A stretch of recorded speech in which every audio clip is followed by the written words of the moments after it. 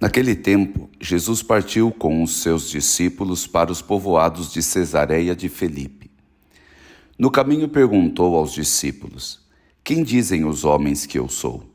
Eles responderam: Alguns dizem que tu és João Batista, outros que és Elias, outros ainda que és um dos profetas.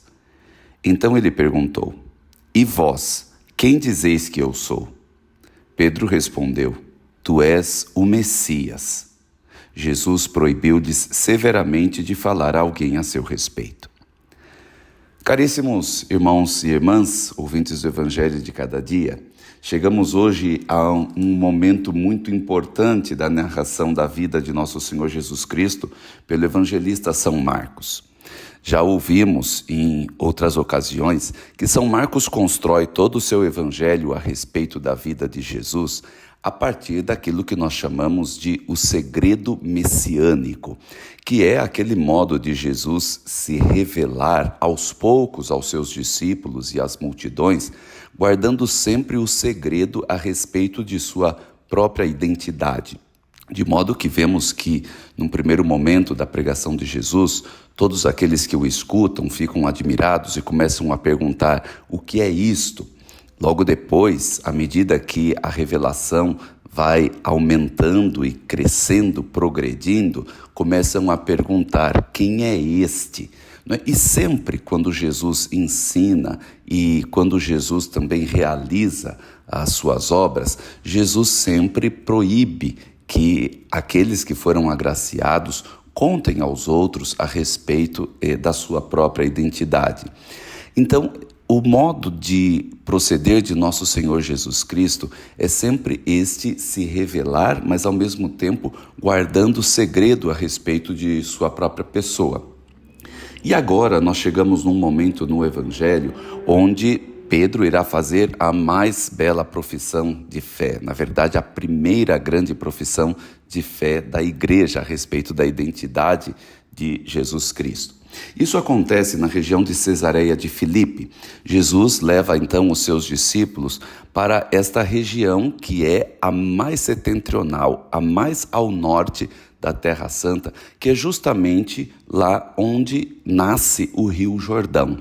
Lembramos que o Rio Jordão tem as águas do batismo e, portanto, as águas da fé. Por isso nós poderíamos dizer, por analogia, que é justamente ali em Cesareia de Filipe que nasce a fé, não é? Onde nasce o rio da fé, o rio do batismo, é ali também onde é pela primeira vez professada a fé na pessoa do Senhor Jesus Cristo. Jesus, então, quando chegam a Cesareia de Filipe, ainda no caminho, pergunta aos seus discípulos: Quem dizem os homens que eu sou? Jesus está fazendo uma pergunta sobre a sua identidade, sobre aquilo que pensam as pessoas que ele é. E claro, vem então muitas respostas. Uns dizem que é João Batista, outros que é Elias, outros algum dos profetas. O que nós percebemos aqui, irmãos e irmãs, é que a grande população, a maioria das multidões, tem apenas opiniões a respeito de Jesus. E opiniões são ideias humanas, o que nós chamamos de crenças. O que é propriamente uma crença? Crença é uma opinião, uma ideia sempre humana a respeito de Deus, a respeito da igreja, a respeito da religião e aqui a respeito de Jesus. Mas é sempre uma ideia, um pensamento humano, portanto, nada mais do que uma opinião. Crença é diferente de fé, porque a fé é algo que é revelado por Deus, não é? Que é colocado no coração humano pelo próprio Espírito Santo.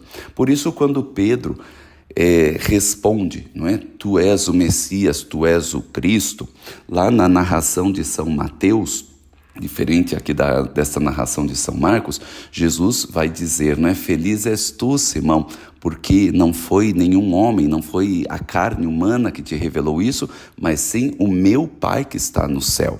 Então, a fé é uma graça, não é, recebida de Deus, é um dom que vem do Espírito Santo, é o Pai do céu que mostra, né, esta revelação ao coração humano. Então nós vemos aqui a diferença do que é uma crença e do que é a fé. Enquanto a fé ela é divina, não é? Infundida no coração humano pela revelação, é uma resposta à revelação de Deus, a crença é apenas uma opinião humana, não é? Tirada das próprias conclusões, dos pensamentos humanos. Pois bem, quando Jesus escuta então esta profissão de fé do apóstolo Pedro, que em nome, não é, de toda a igreja anuncia esta verdade, Jesus mais uma vez proibiu-lhes severamente de falar a alguém a seu respeito e começa a ensinar-lhes então que o Filho do Homem deverá sofrer muito, ser morto e ressuscitar depois de 3 dias, quebrando aquela visão que os discípulos tinham de Jesus Cristo, porque esperavam, na verdade, aquele Messias, o Rei Messias, o libertador de Israel. No fundo, o que eles esperavam era uma grande figura política que restaurasse o reino de Israel. E Jesus guarda este segredo porque a identidade mesmo dele é muito diferente daquilo ainda que os próprios discípulos esperam a seu respeito.